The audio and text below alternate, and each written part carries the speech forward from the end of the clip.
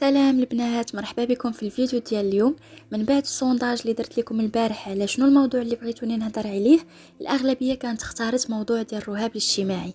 الفيديو ديال اليوم غيكون على هذا الموضوع، ولكن باش الناس اللي اختارت التوكيدات الايجابيه ديال انا استحق ما يتقلقوش، غنحاول ندير لكم فيديو قريبا خاص بالتوكيدات ديال الاستحقاق. والناس ديال الامتنان والكتب حتى هما ما غنساهمش ان شاء الله.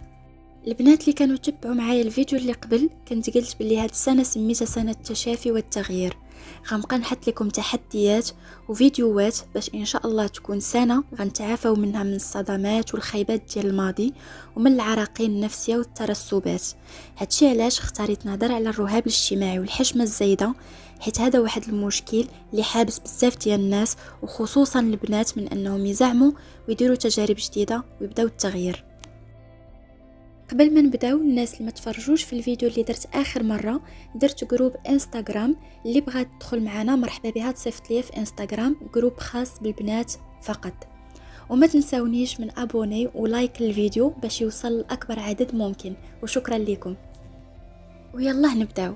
الرهاب الاجتماعي هذا واحد المشكل اللي يوصلوني عليه بزاف ديال الميساجات. الصراحه قبل ما ندير السونداج كانوا كيوصلوني بزاف ديال الميساجات على هذا المشكل، وخصوصا من عند البنات. شنو هو هذا الرهاب الاجتماعي بعدا؟ هو واحد الحاله، واحد لاطه اللي كيعيشها واحد الشخص فاش كيخرج ولا كيتعامل مع المجتمع، ولا فاش كيبغي يكون علاقات كتولي تجي بحال الخلعه. ما كيكونش عنده ديك الشجاعه سواء يدير علاقات مع الناس، سواء يهضر مع الناس، او سواء فاش كيكون جالس وسط واحد الجماعه وما كتكونش عنده واحد الشخصيه وواحد الحضور وواحد الكاريزما، وكيحس بحال داك العالم الخارجي بحال واحد المصدر ديال التهديد، وما كيكونش كيحس بداك الامان مع المجتمع الخارجي، اولا كيحشم بزاف لدرجه ان داك الخجل ما كيخليش مثلا يمارس الحياه الاجتماعيه بواحد الطريقه مريحه. بالعكس، كيتزنق دغيا، كيولي حمر، كيولي يتمتم وزيد وزيد.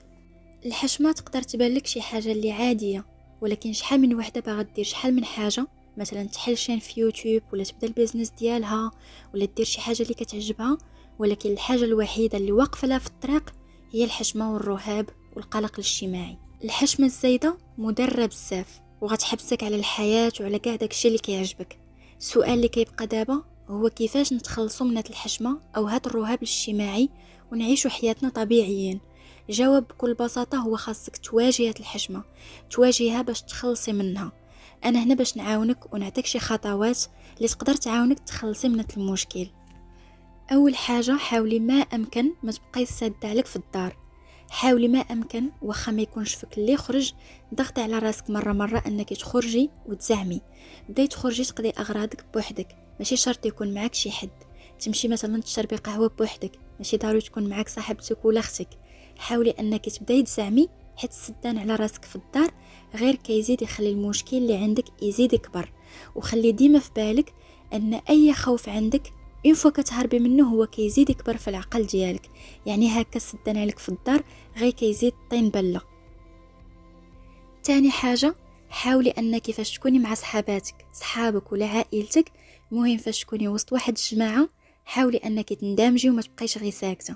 حاولي تعبري على افكارك وتعبري على راسك، شاركي وهضري. حاولي ما امكن انك تزعمي المره الاولى والثانيه والثالثه وحتى المره 20 و30، كتبقاي غير كتحاولي تزعمي حتى كتولي ديري هاد الشيء بتلقائيه وما كتبقايش محتاجه تفكري او تضغطي على راسك.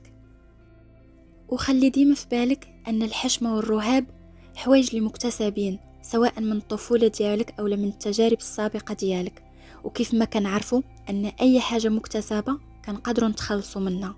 غير حاولي ما امكن تهضري وتختلطي مع الناس وتعبري على افكارك، وبشويه بشويه غتلقاي راسك حسن من الاول. خاصك تخرجي وتواجهي العالم، وحيت انتي كنعتبرك بحال اختي، راه واخا تشوفي 100 فيديو على الرهاب الاجتماعي وعلى الحشمه الزائده وعلى القلق الاجتماعي، راه الا ما كنتيش غتخرجي وتواجهي الخوف ديالك وتواجهي الناس وتدخلي في التجارب، فراه ما غتزيديش لقدام وما غتخلصيش من هذا المشكل نهائيا.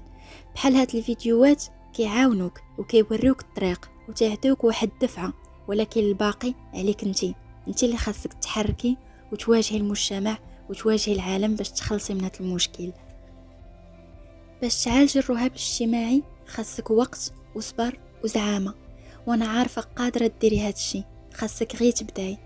سنة التشافي والتغيير نبداوها بالتخلص من الخوف الزائد والتخلص من الرهاب الاجتماعي والحشمة الزائدة، حيت الخوف بحال واحد السجن كيمنعنا من الحياة وكيخلينا بحال السجناء. وبما أنني أنا أصلا سميتها سنة التشافي والتغيير ماشي غير سنة التغيير، بغيتكم تاخدوا وقت وخصوصا الناس اللي عندهم الرهاب الاجتماعي والحشمة الزائدة والقلق الاجتماعي، حاولوا تخليو هاد السنة هي بداية مرحلة التشافي من هاد الرهاب ومن هاد الحشمة، بواحد المحاولات بسيطة منك أنك تخرجي وتندمجي مع المجتمع. وديما خلي في بالك أن هاد السنة سنة التشافي من الصدمات والأزمات اللي جاتك في الطفولة والتجارب ديال الماضي، وسنة التغيير للأفضل والأحسن حيت انتي كتستاهلي. وشكرا حيت بقيتو حتى الاخر ديال الفيديو، شكرا على الدعم ديالكم وعلى التعاليق ديالكم الزوينه اللي كنقراها كامله، شكرا لكم بزاف وتهلاو ليا فراسكم.